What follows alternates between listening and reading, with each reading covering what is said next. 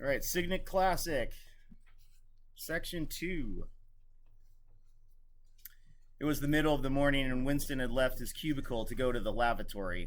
A solitary figure was coming toward him from the other end of the long, brightly lit corridor. It was the girl with dark hair. 4 days had gone past this evening when he had run into her outside the junk shop. As she came nearer, he saw that her right arm was in a sling, not noticeable at a distance because it was of the same color as her overalls. Probably she had crushed her hand while swinging round on one of the big kaleidoscopes on which the plots of novels were roughed in. It was a common accident in the fiction department.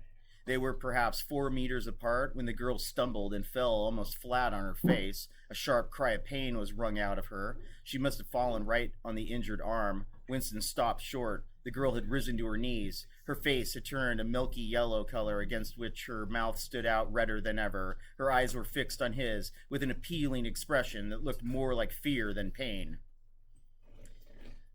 A curious emotion stirred in Winston's heart. She's always scared when he thought she was the spy. That's interesting. Top of 106.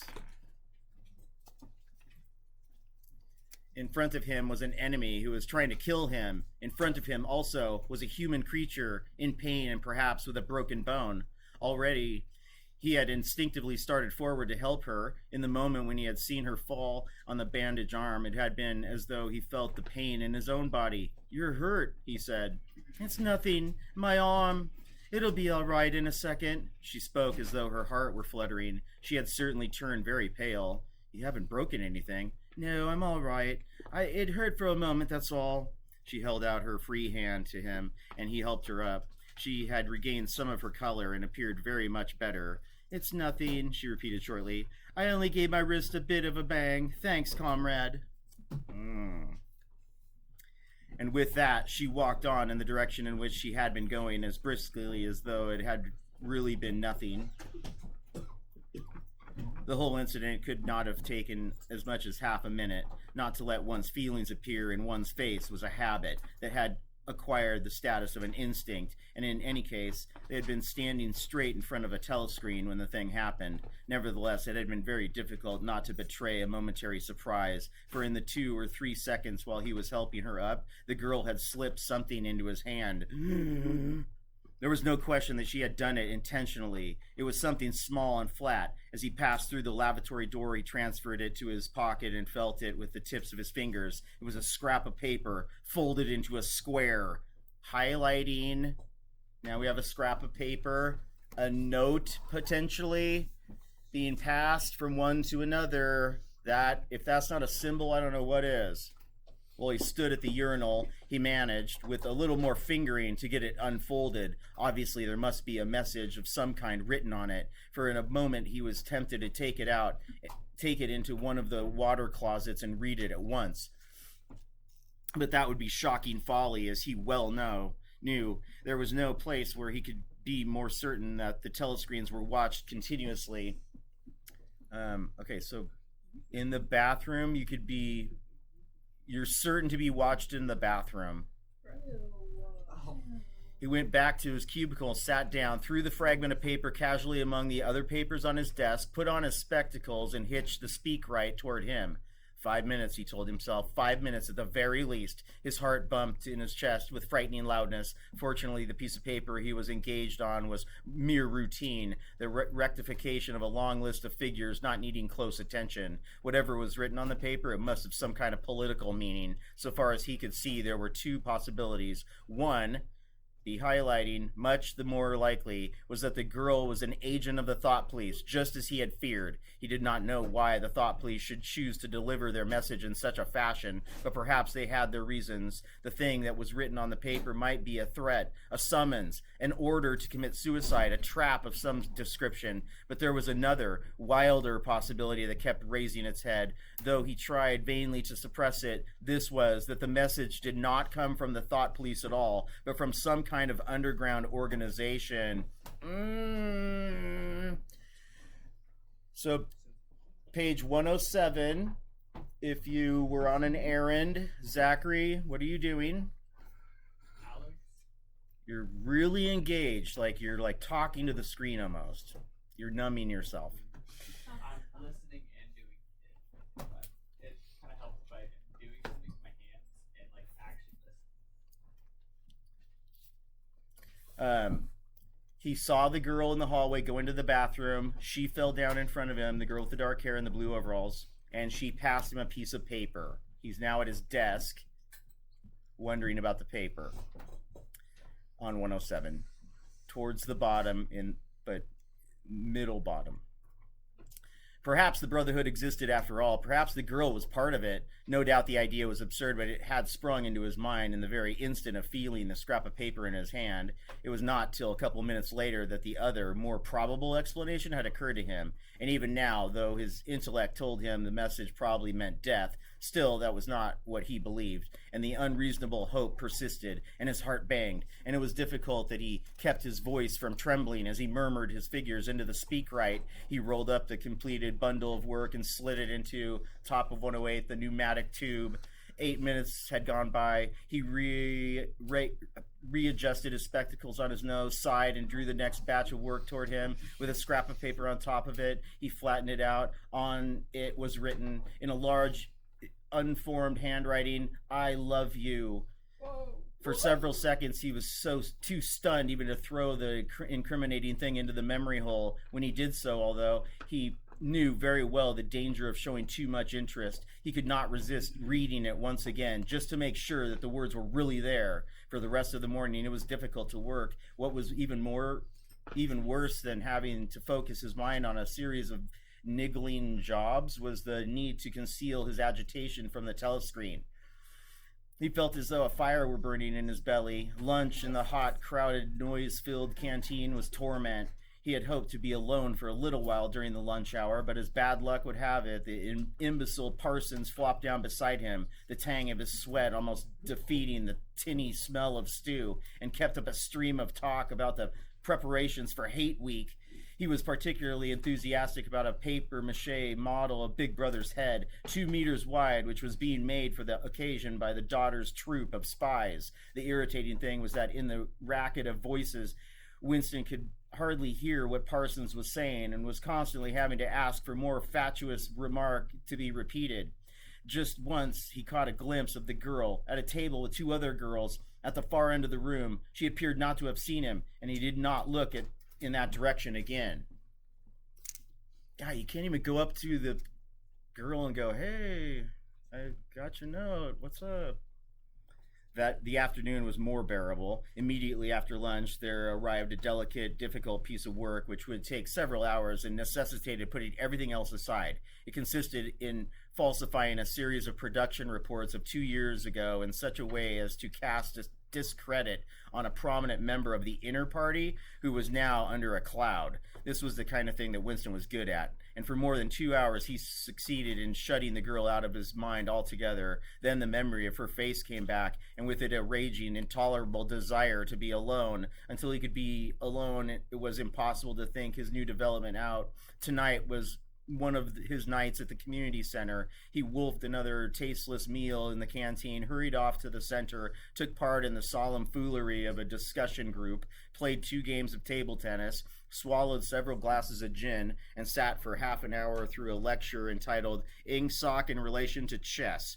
His soul writhed with boredom, but for once he had had no impulse to shirk his evening at the center. At the sight of the words, "I love you," the desire to stay alive had welled up in him, and the taking of minor risks suddenly seemed stupid. It was not till the 23 hours when he was home in bed in the darkness, where you were safe even from the telescreen so long as you kept silent, that he was able to think continuously.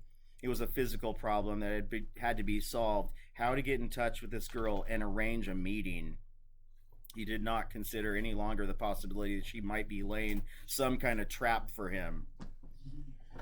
Yeah, if you're thought police, that would be a pretty good trap. At least, to me, it would be an excellent trap. I do also want to point out that because that means she was kind of just following him around. Because that was far too many little coincidental path crosses. I had a feeling she was gonna be. Yeah. It was gonna end up with her being like, "Ooh," and something was gonna happen. actually. She was just like stalking him. Yeah. Even if she is, it's a crappy way to cover it up, to be like, ooh, hey, handsome. Yeah. But that's that dangerous. feels really Also, weird. he was married, so I'm curious on how he's going to be reacting to this, because isn't she the girl he wanted to? Oh yeah, literally like Yeah. a week ago, he's like, I could just go smash her skull in, Yeah. and then she can't do anything. Yeah. I think there's more to this because it feels really weird to stalk someone for like weeks on end, just like I love you. Well, This, you also have to remember, love is literally illegal. yeah.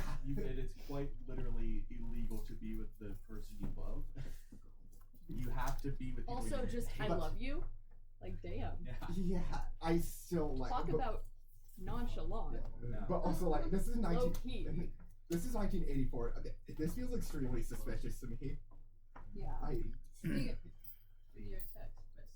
He knew that it was not so because of her unmistakable agitation when she handed him the note. Obviously, she had been frightened out of her wits, as well as she might be, nor did the idea of refusing her advances even cross his mind. Only 5 nights ago, he had contemplated smashing her skull in Like with just said. with a cobblestone, but that was of no importance. He thought of her naked, youthful body as he had Yeah, bro. seen in his dream.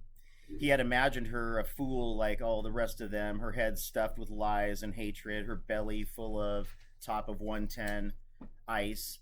A kind of fever seized him at the thought that he might lose her, the white youthful body might slip away from him. What he feared more than anything else was that she would simply change her mind if he did not get in touch with her quickly. But the physical difficulty of meeting was enormous. It was like trying to make a move at chess when you were already mated.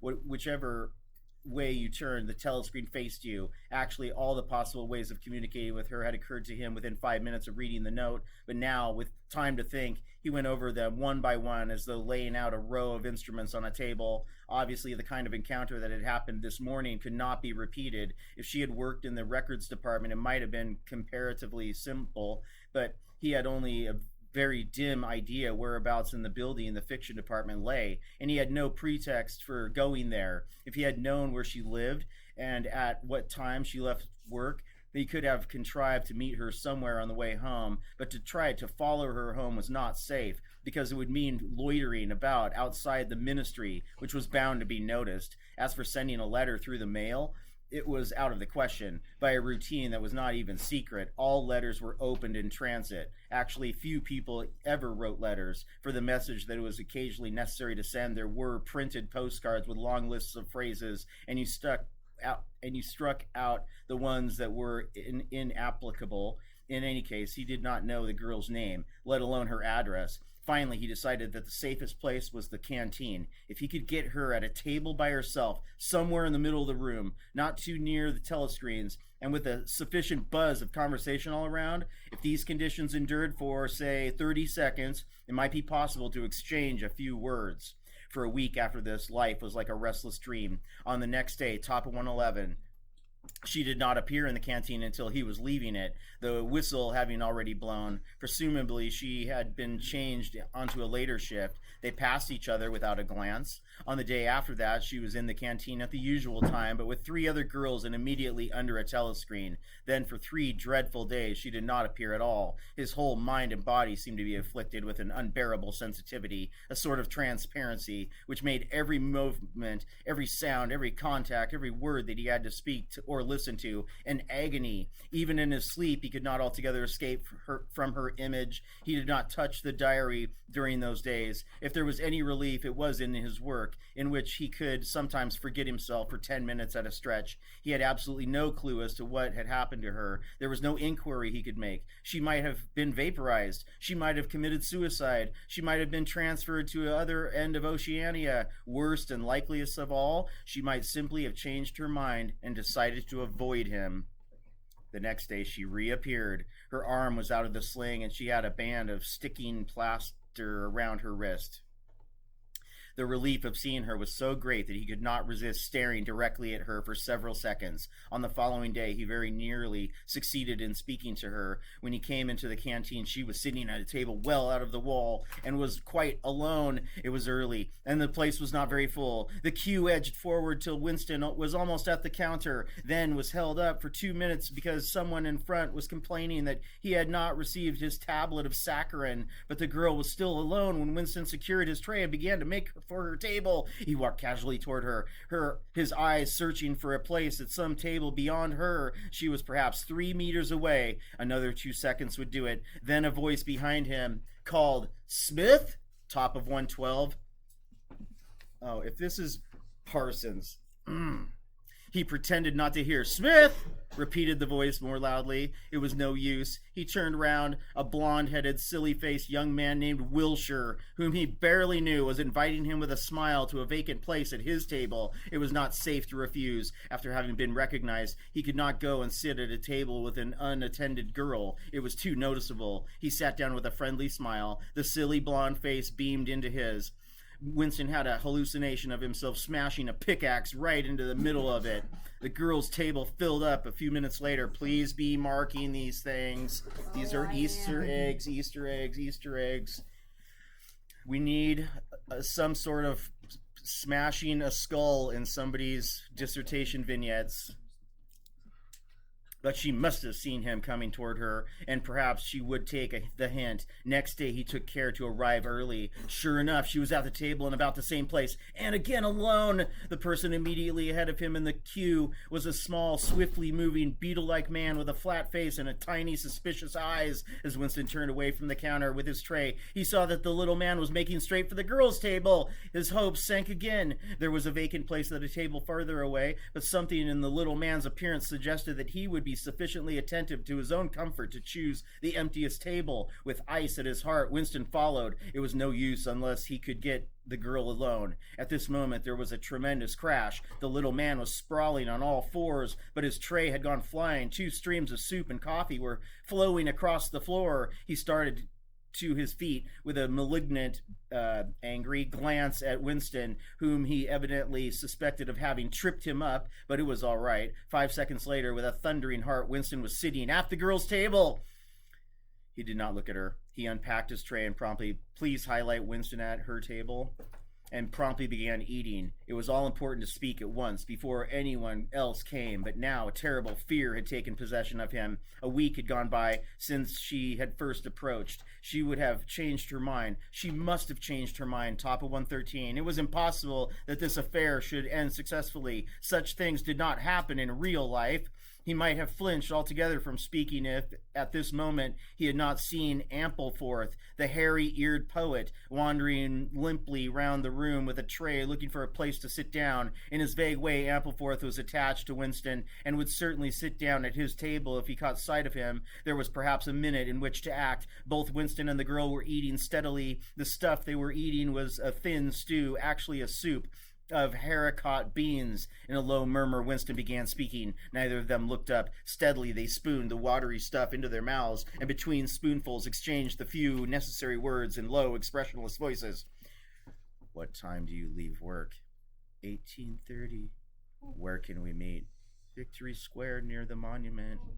"It's full of telescreens." "It doesn't matter if there's a crowd." "Any signal?" "No, don't come up to me until you see me among a lot of people, and don't look at me, just keep somewhere near me." "What time?" 19 hours. "Right." Ampleforth failed to see Winston and sat down at another table. The girl finished her lunch quickly and made off, while Winston stayed and smoked a cigarette. Highlight that. They did not speak again, and I'll copy off of you guys this time. And so far as it was possible for 2 people sitting on opposite sides of the table, they did not look at one another. Winston was in Victory Square before the appointed time. He wandered round the base of the enormous fluted column, top of 114, at the top of which Big Brother's statue gazed southward toward the skies where he had vanquished the Eurasian airplanes, the East Asian airplanes it had been a few years ago. Oh, they changed that history. Dang it. In the Battle of Airstrip 1, in the street in front of it, there was a statue of a man on horseback, which was supposed to represent Oliver Cromwell. That's a real old English like general. At 5 minutes past the hour, the girl had still not appeared. Again, the terrible fear seized upon Winston. She wasn't coming. She had changed her mind. He walked slowly up to the north side of the square and got a sort of pale-colored pleasure from identifying St. Martin's Church, whose bells, when it had been bells, had chimed, "You owe me 3 farthings." Then he saw the girl standing at the base of the monument, reading or pretending to read a poster which ran spirally up the column. It was not safe to go near her until some more people had accumulated. There were telescreens all around the pediment. But at this moment, there was a din of shouting and a zoom of heavy vehicles from somewhere to the left. Suddenly, everyone seemed to be running across the square. The girl nipped nimbly round the lions at the base of the monument and joined in the rush. Winston followed. As he ran, he gathered from some shouted remarks that a convoy of Eurasian prisoners was passing. Already a dense mass of people was blocking the south side of the square. Winston, at normal times, is the kind of person who gravitates to the outer edge of any kind of scrimmage.